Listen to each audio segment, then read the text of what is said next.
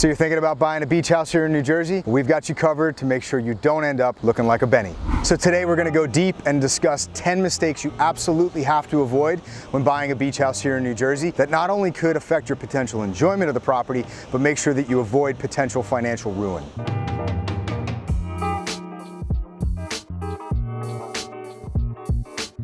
So as home values have increased dramatically here in New Jersey over the past couple of years, so has interest in buying beach houses. So maybe you're sitting here and your primary residence has increased in value enough to allow you to take out a home equity line of credit and put that towards the purchase of a beach house. Or maybe during the pandemic, you just realized that you wanted to have a local retreat to escape to rather than having to hop on a flight for vacation or rent somebody else's house. Or better yet, maybe you saw the downturn in the stock market coming, you took your assets out of there and now have to take those and put them into another vehicle for long-term appreciation. Regardless, we've seen a tremendous number of you New Yorkers opting out of the Hamptons and buying here in Long Branch, Manasquan, Manahawkin. We've seen a tremendous number of you from northern New Jersey that are finally buying that beach house in Long Beach Island. And we're seeing a huge migration within Monmouth County from empty nesters and baby boomers that their kids are out of the house.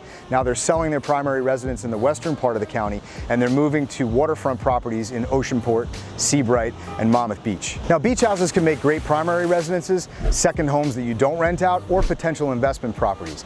And as we're seeing the market start to stabilize across the country, believe it or not, investments in beach houses are starting to rise. That's because a lot of people see this as a great potential hedge against inflation. In fact, we actually bought a beach house here in Long Beach Island last October for specifically that reason. In fact, we used the exact list we're going to share with you today to make sure we were making the right decision. And we took that information in addition to checklists and worksheets, and we've compiled the ultimate New Jersey beach house buyer guide for you that you can download at the link below. So let's go. So the first mistake is not understanding the BFE. Well, BFE stands for base flood elevation. Simply put, it is the elevation of a crest of a potential 1% likely flood. Ever hear of Superstorm Sandy referred to as a 100-year storm? That means it was a 1 in 100 chance of that storm happening, and nobody was prepared for it. But we are now. FEMA redrew their flood zone maps, and as a result of that, the requirements for getting flood insurance and for building new construction have dramatically changed. So how does the BFE come into play for you? Well, if you're buying a newer home that was built after Sandy, it likely is built above the BFE and meets new construction codes. Now that doesn't mean that there's not going to be flood insurance, but it is generally going to be substantially decreased compared to an existing home that sits down on the ground. Now, older homes that sit directly on the ground and maybe have a crawl space are likely built below the BFE, and that doesn't mean that they're not livable, but it does mean that A, it's likely going to have a higher flood insurance premium than the newer house that's built above the BFE. And B, it could actually mean if it was damaged in the storm, before you can flip it and resell it or even rent it, the township may actually require you to lift that house. That's why in a lot of new construction houses you see that they're built up on pilings and the first floor is above the garages and the second and third floor are really the finished levels of the house. So make sure that you get a flood elevation certificate. This certificate is in addition to a regular survey, and what it will tell you is what the BFE is for this specific property. If you have an older home on the property, it will tell you where the finished first floor sits in relation to that BFE, and likely below it. If it's a newer built house, it is likely built above that BFE. Or if you're buying a blank piece of land and want to build on it, it will tell you how high your first finished floor needs to be in order to lower your flood insurance risk as much as possible. Spoiler alert, make sure you stay till the end of this video for a sneaky little bonus tip on how to maximize the amount you can build on a new property just by paying attention to the BFE of two different pieces of property. Number 2 is not understanding local rental codes. Maybe you've been watching too many Instagram influencers or HGTV and you're thinking about house hacking or Airbnb-ing your property. And maybe you can, but believe it or not, many towns in New Jersey actually prohibit Airbnb. See, you'd think as the homeowner you'd have the right to do whatever you want with your property. True, but you also have the risk that if you don't comply with local health and safety regulations, you could be sued. So if a town is not open to short-term rentals, you could be in a lot of trouble. See, sites like Airbnb and VRBO require that you sign a waiver in addition to their services that you're agreeing to comply with local health and safety regulations. So if you wing it and just decide to rent the property out and something happens to that tenant while they're on property and they sue you, you don't really have a leg to stand on. See, in New Jersey, townships require a CCO, which is a continuing certificate of occupancy inspection. And that can range from a basic fire inspection all the way to more detailed inspections like HVAC and fireplaces. So before a property can be transferred from owner owner to owner, or even from owner to tenant, the township has to come out and do their safety inspection. Now, some towns require a CCO before every tenant. Some towns only require that inspection once a year, and you can rent it to as many people as you want during the entire year. Some towns will only give you 2 CCOs per year. So think about that. If you want to rent your property out weekly or monthly, but you only get 2 COs in a year, it just won't work. Now, those types of towns that are not open to weekly or short-term rentals, we refer to as not short-term friendly. But that's okay. Although some of those towns are not open to it, as more and more people start looking and investing in those properties for short-term rentals, maybe they change their policies, but maybe they don't. Maybe a town like Long Branch doesn't want a transient culture there, and they keep their restrictive CCO process. But that's okay. There are plenty of New Jersey beach towns that thrive on weekly summer rentals, and they're super receptive. They get it, they understand how this works, and they can be really easy to work with in making sure you can rent your property out daily, weekly, monthly, or for the entire summer. So make sure you know the local rental codes for the area where you're buying if you intend on renting, especially if you plan on using VRBO or Airbnb. Mistake number 3 is not running correct rental projections. Now, as much as we wish we had Cali or Florida weather, it's just not like that here in Jersey. We just don't have beach weather all year long. Our prime rental season is June through Labor Day. But within that, we have peak and off-peak.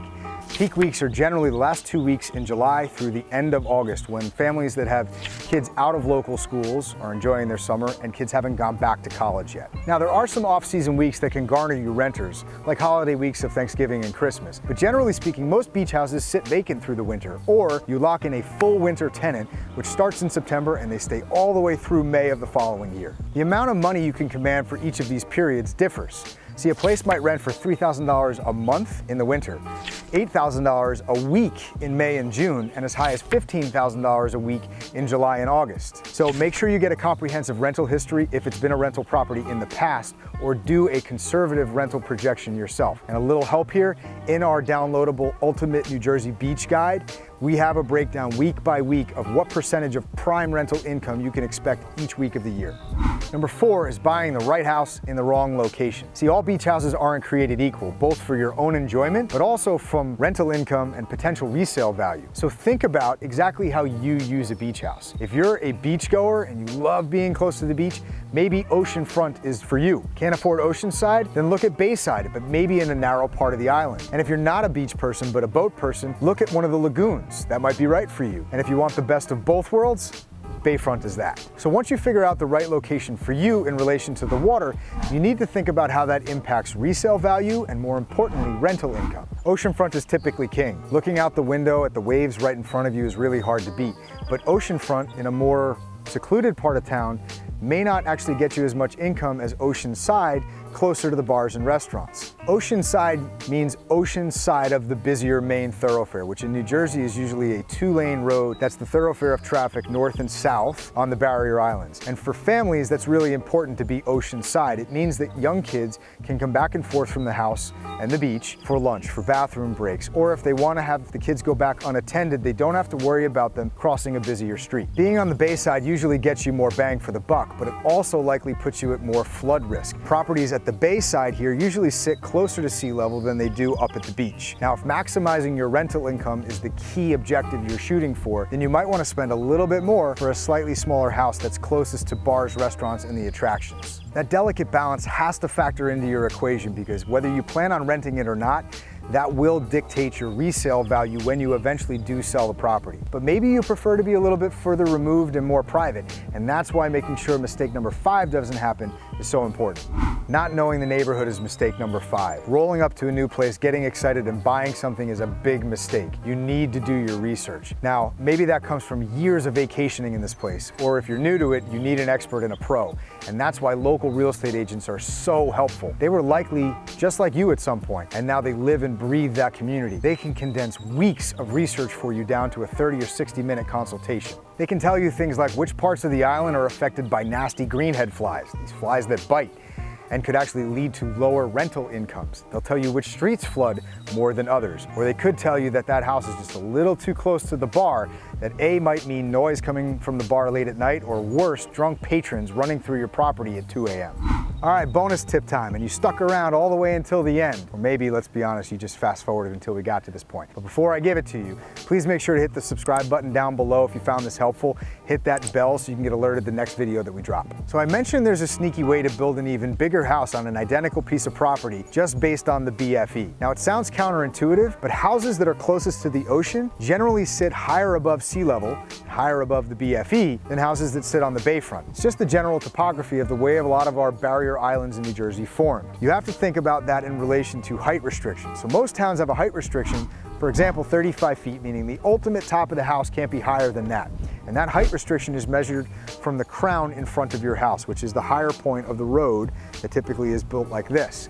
So if you only have 35 feet high that you can build, you need to pay attention to the BFE because that dictates how many finished floors you could have. So think about this. A house on the ocean block that sits above the BFE at ground level can give you 3 floors to work with to finish of your house, compared to a house that's 2 blocks in from the beach that has a 9-foot BFE, meaning that you have to build your 2nd and 3rd floor finished, but your basement level is going to be an unfinished garage space. Now that means that your ocean block house might only have a 1-car garage, but they might have added 1 to 2 more bedrooms and a bathroom that accounts for 20 to 30% more square footage that can make all the difference in the world in maximizing your rental income. So make sure you pay attention to the BFE, get a flood elevation certificate, and make that BFE work for you. So that rounds out our first 5 mistakes to avoid, and they mostly pertain to the research part of the buying process. So make sure to stay tuned to part 2 of our video right here, where we get into how to avoid potential risks, liabilities, lawsuits, and even potential foreclosure. Now, if you have any questions about part 1, make sure to drop us a line or call us at 201-596-6236. As always, thanks for watching.